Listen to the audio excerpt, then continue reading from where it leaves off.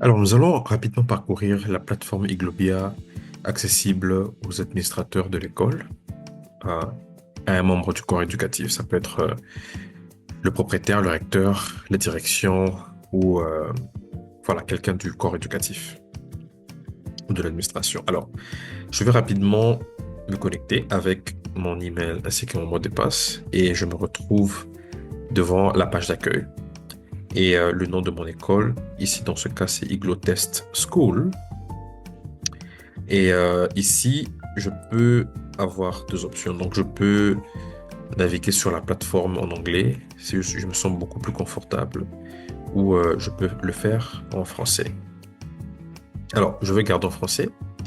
Et sur la page d'accueil, vous voyez tout de suite une rubrique des activités, s'il y en a.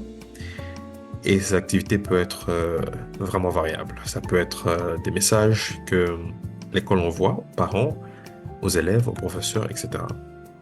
Et ici, c'est la section des conversations récentes entre les élèves et les parents.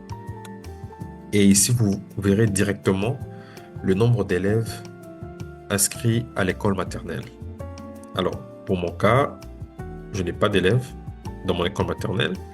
J'ai 9 élèves enregistrés à l'école primaire, 10 à l'école secondaire. Et j'ai sous mon école 15 enseignants. Il y a au total 8 classes et 8 parents enregistrés sur la plateforme. Alors, dans cet onglet des comptes d'utilisateurs, en tant qu'administrateur, je peux créer un administrateur qui peut être un directeur, un vice-directeur, ça peut être voilà, quelqu'un du corps éducatif ou administratif, pardon. Ou je peux aussi enregistrer un enseignant ou un professeur ou un instructeur en lui octroyant un nom d'utilisateur, un email ainsi qu'un numéro de téléphone.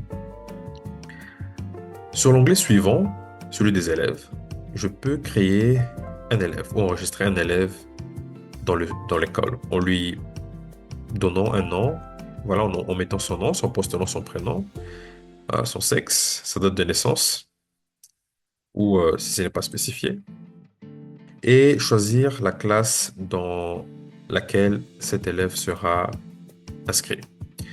Et je peux aussi voir la liste des élèves qui ont déjà été inscrits jusque-là, en allant sur une classe spécifique, par exemple la 9e année scientifique A, où je peux voir qu'il y a 3 élèves.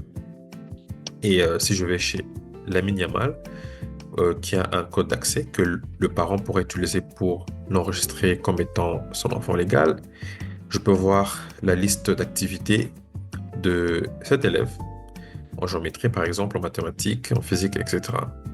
Si je vais en physique, je peux ouvrir les détails pour voir quelle est la performance de cet élève.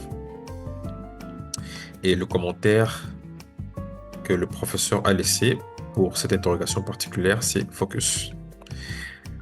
Et je peux faire de même pour la classe de mathématiques, par exemple, ou pour la classe de géométrie.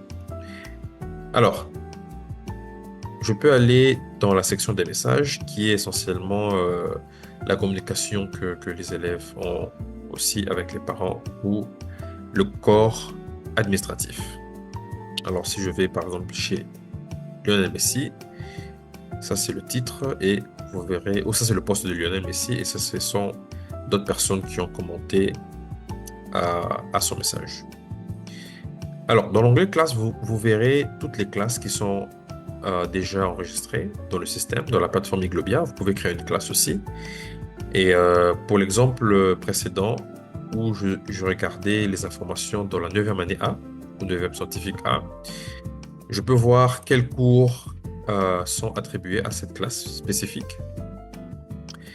Les enseignants qui sont assignés à ces cours, et vous pouvez s'ajouter des cours, bien évidemment. Vous pouvez voir l'horaire de cette classe, vous pouvez aussi modifier, etc. Vous pouvez voir la registre d'absence. Donc, quand c'est au rouge, ça veut dire que l'élève n'était pas présent pour une date spécifique et vous verrez que la somme totale d'absence sera mise juste à côté. Alors, vous pouvez aussi faire l'appel ou la présence, spécifier une date et marquer un élève comme étant présent ou absent. Alors, ça, ce sont la liste des matières euh, qui sont données à l'école. Et vous verrez que pour chaque matière, vous verrez si c'est donné à l'école primaire, secondaire, les humanités, etc. Et quand vous cliquez sur celui-ci, SM par exemple, ça c'est vous pouvez modifier le nom de la matière. Vous pouvez voir qu'il n'y a pas d'enseignant pour cette matière. Vous pouvez enregistrer une matière, spécifier la classe dans laquelle la matière sera attribuée. Alors, vous verrez que dans ce cas ici, euh, pour cette matière SCM, vu qu'il n'y a pas d'enseignant, vous pouvez aller au niveau 3 à l'école primaire et voir comment attribuer un enseignant pour cette matière spécifique. Donc, il faudra rentrer dans les classes.